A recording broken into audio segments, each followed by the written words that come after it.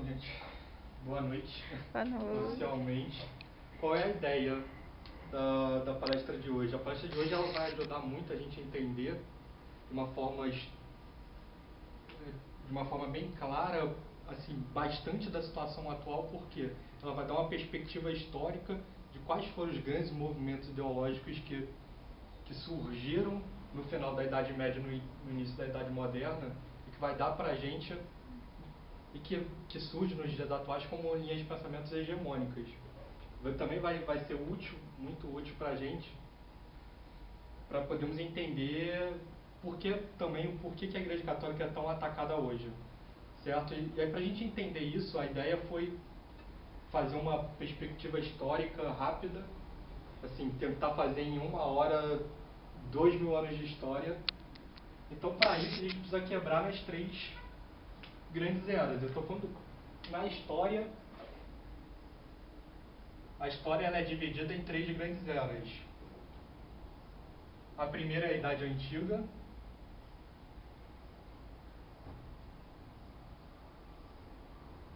E aí, alguém sabe quando termina a Idade Antiga? Mais ou menos 476, que é a queda do Império Romano, o último item daqui. E aí entra a Idade Média, que vai até mais ou menos 1492. E aí nós entramos na Idade Moderna. Então, o que caracteriza, na história, o que caracteriza muito essa idade aqui é o quê? Qual é a grande peculiaridade dessa idade em relação às outras duas? Igreja Católica. Alta influência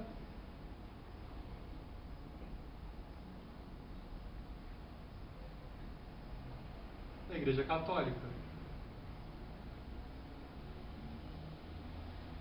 E é o que nós vamos ver. Na história, as coisas não são tão instantes assim. Antes era tudo Idade Antiga, aí em 476 tudo mudou, agora a gente está na Idade Média. E em 1492 tudo mudou, a gente está na Idade Moderna. Não, é um processo que ele vai se desenrolando. E aí esse processo de queda da influência da Igreja Católica, ele é resultado do quê? Das 3 revoluções. Principalmente dessas 3 grandes revoluções aqui. A protestante de 1517, a francesa de 1789 e a russa de 1917. Então essas 3 revoluções vão quebrar essa hegemonia aqui. E aí quem é que vem para o centro do universo? O homem. Certo? Então eu desconsidero Deus na história. É aí que a gente vai chegar. Então esse é o processo que eu vou tentar passar aqui em 1 hora. E da onde eu tirei isso? Então vamos dar os créditos.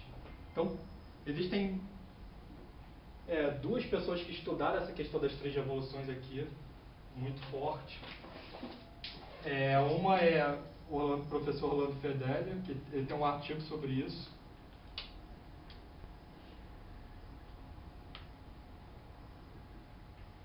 E o outro é da TFP, alguém sabe? Não, eu esqueci agora. Daqui a pouco eu lembro. Do livro Revolução, que ele também expõe isso um pouco. Revolução e Contra-Revolução.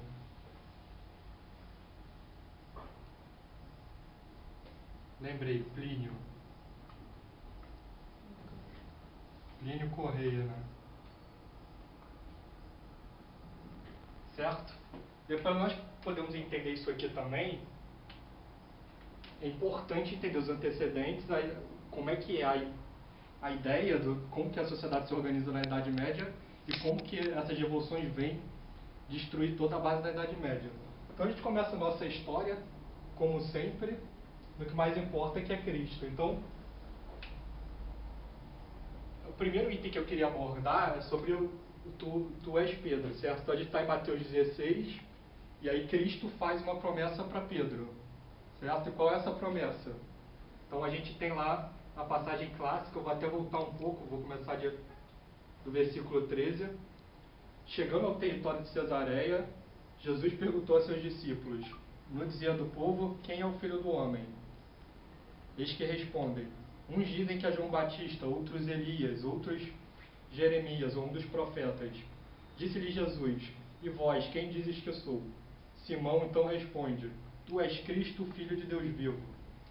Jesus então lhe disse: Feliz és, Simão, filho de Jonas, porque não foi a carne nem o sangue que te revelou, mas o Pai que está nos céus. E eu te declaro: Tu és Pedro, e esta pedra edificarei a minha igreja. As portas do inferno não prevalecerão contra ela. Eu te darei a chave do reino dos céus, e tudo que ligares na terra será ligado nos céus.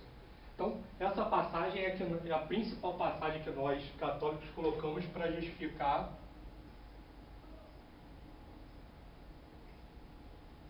a fundação da Igreja Católica. Então, Cristo, ele promete, ele muda o nome de Simão para Pedro. Então, isso já é um grande fato histórico. Se você pegar a Bíblia inteira, quantas vezes Deus muda o nome de alguém? 2. Então, só Abraão e Sara tem o nome mudado, e Jacó tem o nome mudado na Bíblia inteira. E Deus sempre faz isso com o intuito de dar uma grande missão.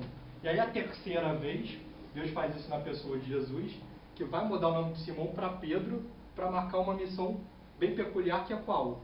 A fundação da Igreja Católica. E aí é importante notar isso porque Deus promete isso para quem? Para João? Deus promete para Mateus? Deus promete para Edir Macedo? Para Valdomiro Santiago? Para Silas Malafaia? Não, a promessa de Cristo é direcionada a Pedro. Então essa é a principal, existe só essa? Não, existem várias passagens que vão justificar essa primazia de Pedro sobre os demais apóstolos. Então, outra passagem muito famosa é a que Cristo pergunta para Pedro se Pedro o ama mais que os demais apóstolos, que aí Pedro confirma. E aí o que Jesus responde? Então, apacenta os meus cordeiros. E quem apacenta? É pastor. Então, é a ideia de que Pedro seria o supremo pastor. Se nós pegarmos a lista dos 12 apóstolos, ela aparece 8 vezes no Novo Testamento. Então, todos os 12 apóstolos vão mudando em ordem. Qual é o único que tem sempre a mesma ordem mantida? Pedro. Em qual das 12 posições ele sempre aparece? Na primeira. Então, sempre que tem uma lista dos 12 apóstolos, Pedro aparece como o primeiro. E também tem o primeiro concílio, em que Pedro fala claramente sobre isso, que está em Atos dos Apóstolos. Atos 15. Reuniram-se os apóstolos e os anciões para tratar desta questão. A fim de uma grande discussão, Pedro levantou-lhes e disse: Irmãos, vós sabeis que já há muito tempo Deus me escolheu dentre todos vós para que da minha boca os pagãos ouvissem a palavra do Evangelho e crescem. Então, tem essas passagens, só para nós termos uma ideia. Isso se repete durante grande parte do Novo Testamento. É a ideia da primazia de Pedro. E aí o que a gente tem? Quando Cristo morre, nós temos uma verdadeira diáspora, né? Então os 12 apóstolos, todos saem de Israel e vão indo para pontos diferentes do globo. E Pedro vai para onde? Roma. Então, os apóstolos migram, sendo que Pedro e Paulo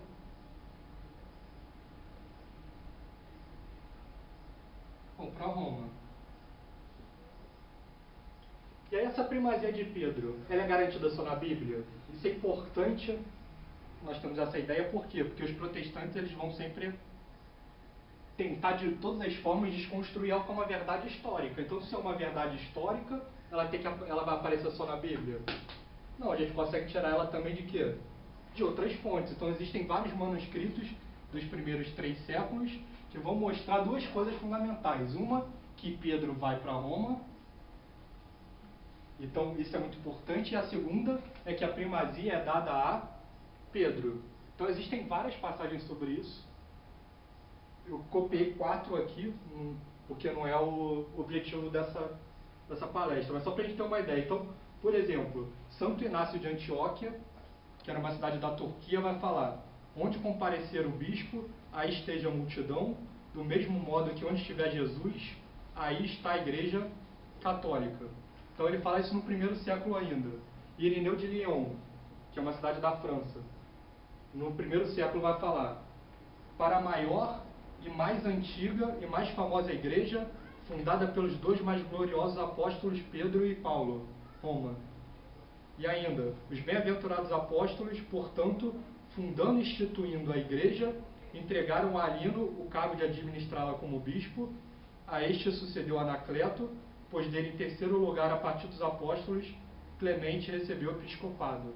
Então, Irineu de Leão, ele não vai falar só de Pedro, ele vai falar dos outros papas que o sucedem. Então, existem várias passagens sobre isso. E Orígenes, do século II, que era uma pessoa que morou na Grécia e no Líbano. E Pedro, sob quem a igreja de Cristo foi edificada. Essas são várias. Então, São Cipriano de Cartago, na Tunísia. No entanto, Pedro, sobre o qual a igreja foi edificada pelo mesmo Senhor Jesus Cristo.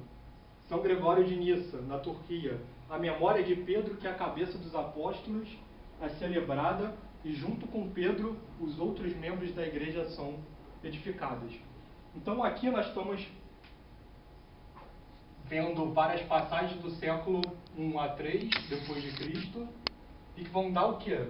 Vão reforçar a ideia que nós vimos na Bíblia de que Cristo vem, institui sobre Pedro uma primazia, e que Pedro vai a Roma e funda a igreja católica. Então aqui a gente tem a fundação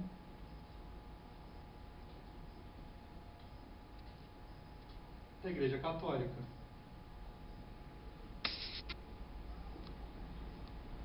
Dado tudo isso, e aí, como é que os protestantes conseguem interpretar tudo isso? É difícil, né? Então, na minha opinião, é muita má-fé, muito desconhecimento.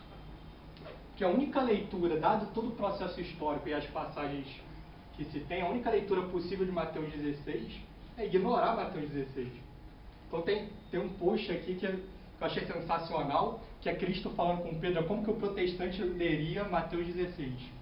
Então, Jesus Cristo chega para Pedro: Simão, a partir de hoje tu és pedra, e sobre esta pedra eu edificarei a minha igreja. Aí Simão vai e fala: que lindo, Jesus! O que significa? Aí Jesus fala: não, nada não, falei de bobeira. Então é só essa interpretação que o protestante pode dar, porque são tantas passagens bíblicas e tantos textos dos primeiros séculos confirmando a primazia de Pedro e a ida de Pedro para Roma, fica impossível, fica muito difícil argumentar outra coisa. Só que aí essa fundação da Igreja Católica, ela é pacífica no Império Romano? Não.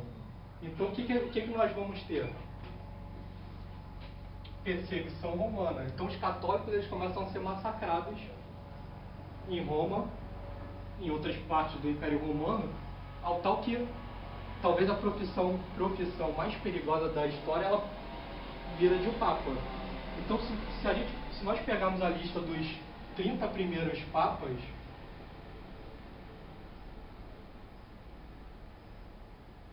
aproximadamente 26 foram mortos.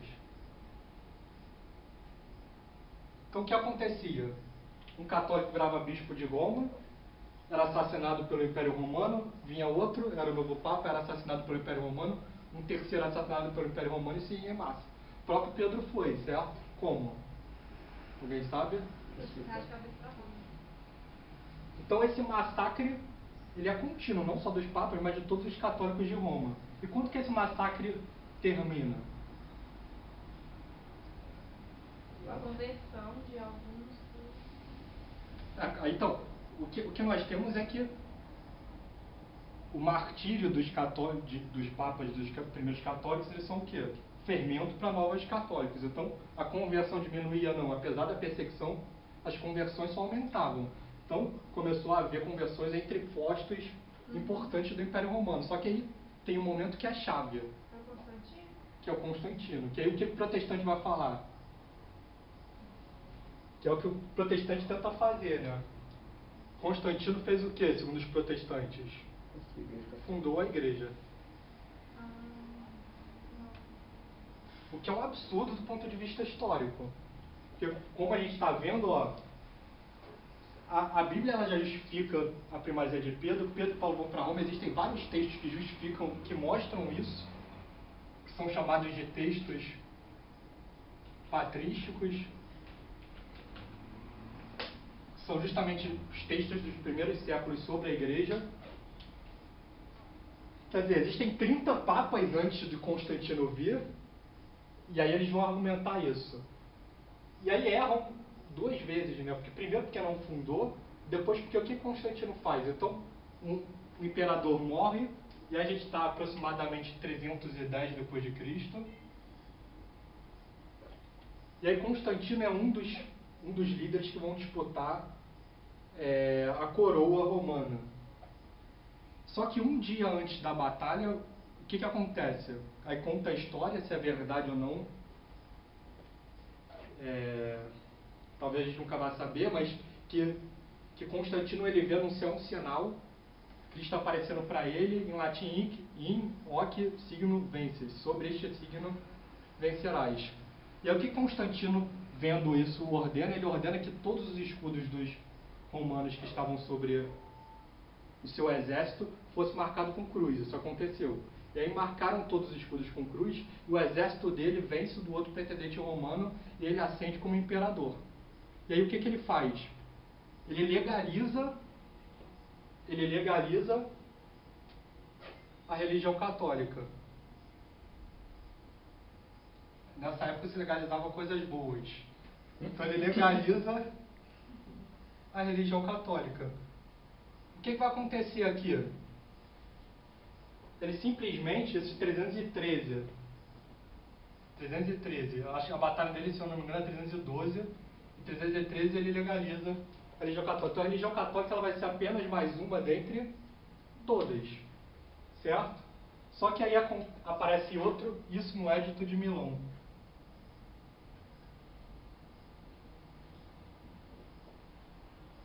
E aí o erro dele está onde?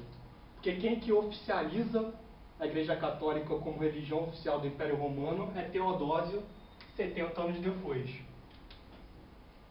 Então aqui em aproximadamente 380 depois de Cristo. Então 380 depois de Cristo a religião católica se torna a religião oficial do Império Romano.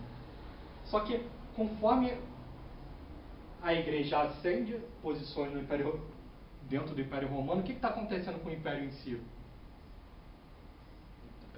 Ele está no seu declínio, certo?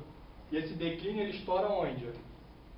Em 476, como a gente viu ali, depois de Cristo. É um declínio tão significativo que esse que é a data, a queda do Império Romano, que vai justificar o quê?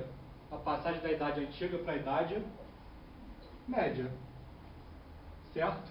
E aí, por que Cidade de Deus? Aí, por que eu pus parte do título como Cidade de Deus? Porque quem é a pessoa? E aí, nesse período de declínio no Império Romano, o que vai surgir? Os opositores da Igreja Católica vão alegar o quê? Que ela é a responsável pelo declínio do Império Romano. Certo? Eu estou vendo o Império Romano caindo e estou vendo a Igreja Católica subindo. Qual é a analogia que os opositores da Igreja Católica vão tentar fazer? Que é preciso deter a Igreja Católica, por quê? Porque ela é responsável pelo colapso do Império Romano. Aí vai aparecer o maior filósofo do primeiro milênio, que é quem? Santo Agostinho,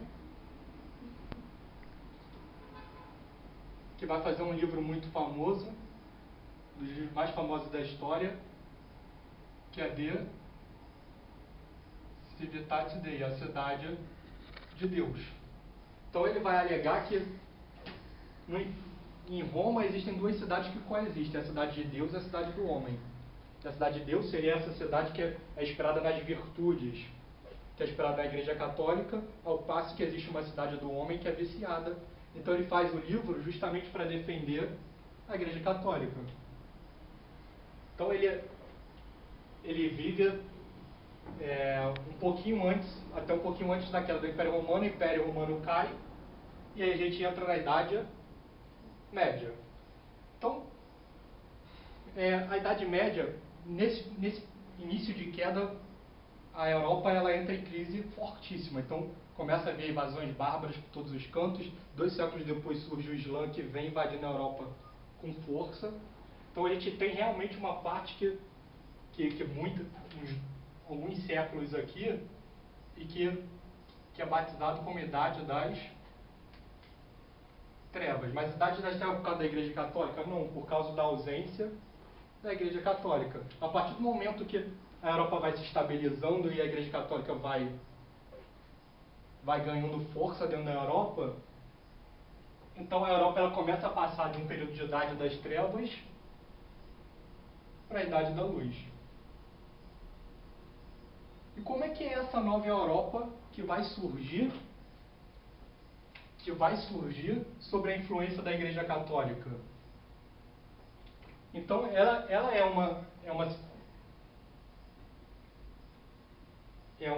uma sociedade que vai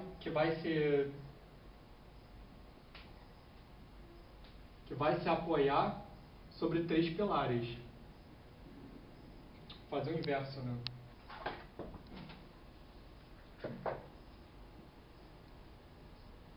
Cristo, quando por essa ordem aqui, Igreja, Cristo e Deus. Então esses 3 pilares vão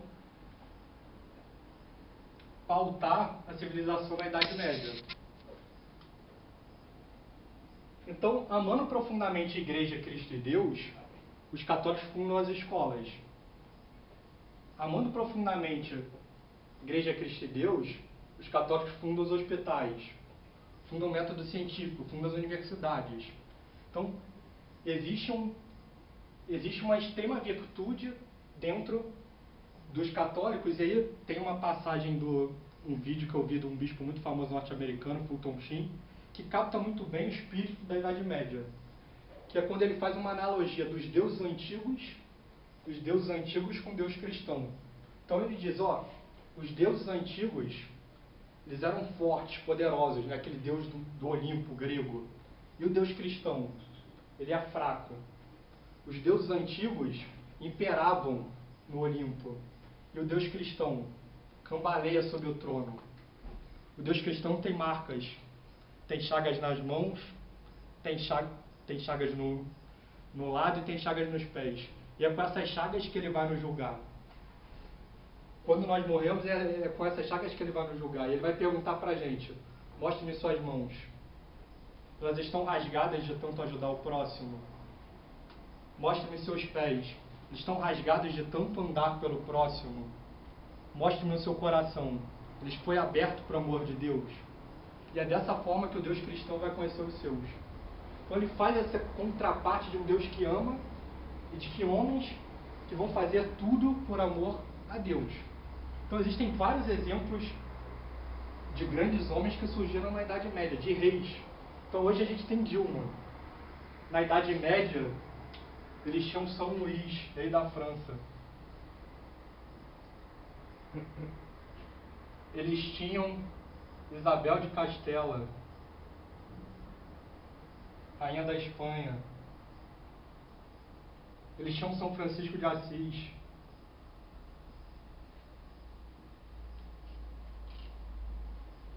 Então a Idade Média ela vai ser uma época extremamente virtuosa. Então São Luís tem várias histórias sobre São Luís interessantes. Uma delas, São Luís ele participou de 2 cruzadas, em que ele vai para as cruzadas e os reis tinham uma pessoa pelo menos para anotar suas histórias. E aí uma das histórias que contam sobre São Luís é que ele indo para a cruzada, ele pergunta para a pessoa que acompanhava, vendo na Europa que existia lepra, e aí na lepra os leprosos eles ficavam nas florestas, fora do perímetro da cidade. E aí ele perguntou para a pessoa, você prefere ter lepra ou um pecado mortal?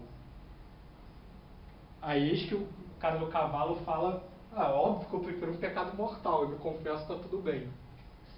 Aí, eis que São Luís, que é um rei, então a gente está falando de um rei da França, vai dizer, eu prefiro muito mais ter lepra. Porque lepra é um problema corporal que termina se eu for morrer. Agora o problema espiritual me condenaria à morte eterna. E aí ele vai e combate os muçulmanos para libertar, sempre com o intuito de libertar Jerusalém, e ele é aprisionado. E aí quando ele é aprisionado, ele é aprisionado com vários barões, né? Vários nobres. Quando ele é aprisionado, um dos muçulmanos chega lá e bota a faca no pescoço dele e diz para ele assim: me faz cavaleiro cruzado, porque os cruzados tinham alta fama devido às suas virtudes, mesmo entre os muçulmanos, ou eu te mato. Com a faca no pescoço dele. O que vocês fariam? Só me faz cavaleiro. Você tem o poder de fazer-me cavaleiro, me faz cavaleiro e eu não te mato. A resposta dele: com todo o prazer. Vira católico que eu te transformo em cavaleiro. Essa resposta, de certo, deve ter impressionado muito o muçulmano, e ele não mata o rei. E aí, em outro momento do cativeiro, tá ele e os nobres lá, o muçulmano que eu tinha como cativo faz uma proposta para eles: ó, eu vou fazer o seguinte com vocês, ou eu fico com o rei, ou eu fico com os nobres. Decidam entre vocês o que vocês vão fazer, e aí eu liberto, ou eu liberto todo mundo, ou eu liberto o rei. E aí eles começaram a discutir entre si, e aí o muçulmano lá, o Ayatollah, sei lá qual era o nome, o sultão começa a rir, né, por causa da discussão deles, até que a pessoa que estava traduzindo, que estava fazendo a tradução, fala pro sultão o motivo da discussão. Porque o rei falou que queria ficar, e os nobres queriam ficar por causa do rei. Então, o rei era tão virtuoso que ele se coloca para ficar, e o rei era tão virtuoso que os nobres se colocam para ficar. E depois a França se mobiliza para o resgatar. Então é esse o estilo de monarca que vai surgir no Império Romano, e não é só, na Idade Média, não é só ele que vai aparecer. Então existem vários casos, Carlos Magno também é muito famoso. Então, essas coisas vão... Esse é o tipo de sociedade que surge. E como é que essa sociedade ela é organizada na forma política? Então, em qualquer sociedade, o que a gente precisa? Pessoas para fazerem comida, certo? Então nós temos os camponeses. Mas é só comida que a gente faz numa sociedade? Não, também tem os utensílios básicos. Como é que era chamado isso? Quem fazia isso na Idade Média? Os artesãos.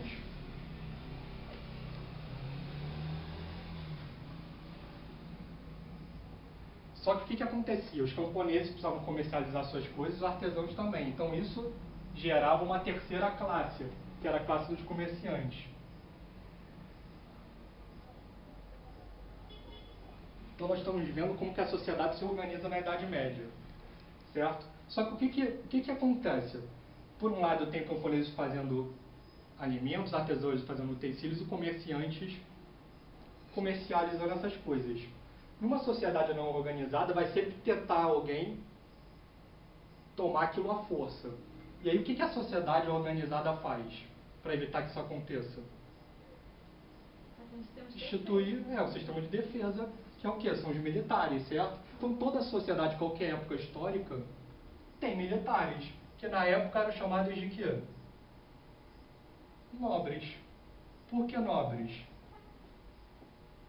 Pelo próprio nome, nobreza, porque eles têm que colocar a sua vida em risco para proteger o próximo. Só que o que acontece se os militares chegarem ao poder? A gente está em que tipo de, por exemplo, de regime quando os militares estão no poder? Ditadura, né? É. Então como é que a sociedade medieval se organizava? Existia um clero, que são pessoas mais sábias, que vão garantir com que os militares não exerçam abuso de poder. Então essa é a estrutura. Então clero, aqui estão os papas, cardeais e padres. Então o quadro está acabando, mas isso aqui, se a gente tentar fazer uma forcinha lá do nosso ensino médio, a gente se lembra dessas pirâmides, né? Então toda a sociedade ela é necessariamente piramidal. A gente vai ver que nem a Revolução Comunista vai tirar isso. Por quê? Toda a sociedade exige que pessoas produzam, toda a sociedade exige que pessoas protejam as instituições, toda a sociedade exige que pessoas mais sábias comandem o próximo, organizem todo um país. Então essa é a visão piramidal. Então, dado tudo isso, Então a gente sabe que essa é uma sociedade que ama Deus, que fundou hospitais, preservou a educação, que fundou asilos, fundou universidades, certo? E tem todo esse tipo de orientação. Então, até entre as pessoas mais esse tipo de orientação era muito forte. Então, quando a gente analisa, por exemplo, Hernán Cortés, quando ele veio para conquistar o México, diziam que ele era mó pilantra, é o que a história diz. Mas mesmo entre ele nunca hesitou em proteger a Igreja Católica. Então, quando ele conquista os astecas e subjuga o povo asteca, ele vai lá e manda que se coloque uma cruz no maior dos altares de sacrifícios dos astecas. Então, é esse sentimento de cristão muito forte, até entre pessoas que não eram tão boas. Só que aí o que vai acontecer? 3 revoluções vão mudar esse cenário aqui da sociedade que ama Deus da Idade Média e aquela infraestrutura. A primeira grande revolução é a Revolução Protestante. O que é a Revolução Protestante? Então ela vai surgir no início da Idade Moderna. A gente está aqui, 1517. Quem é que inaugura essa revolução? Lutero, né? Lutero, mais quem? Calvino, mais quem? Na Inglaterra? Henrique VIII.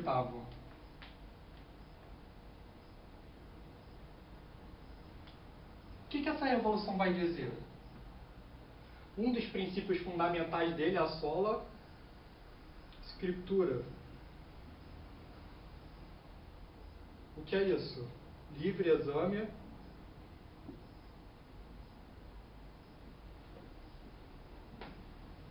da Bíblia. O que está por trás da Revolução Protestante é o quê? Não é necessário mais o clero.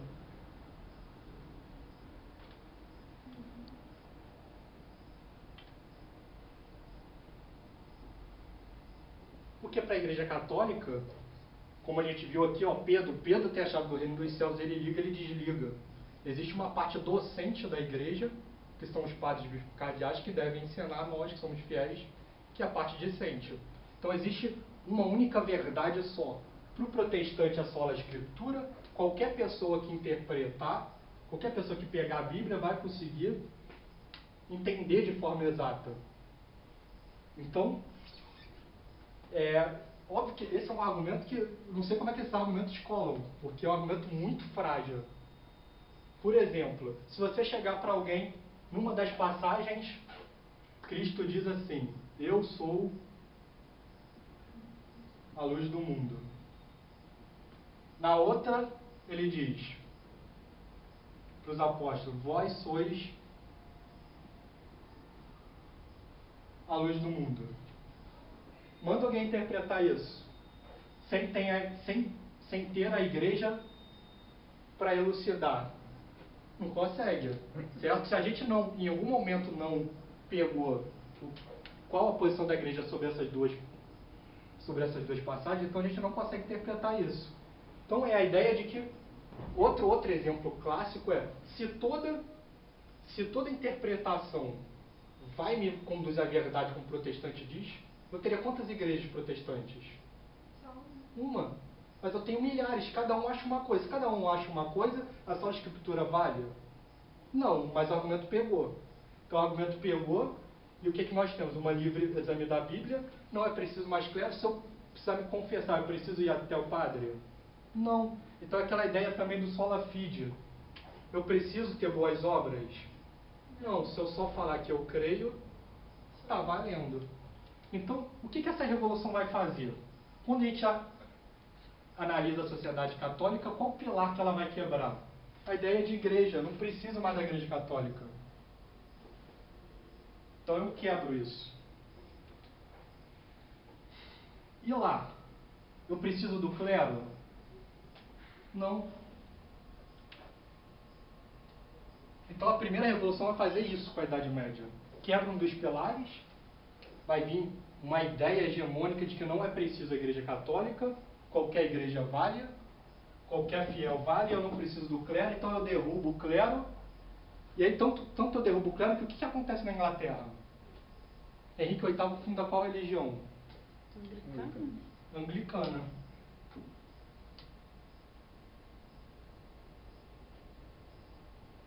E aí o que ele faz para legitimar a religião anglicana? Ele faz o ato de supremacia.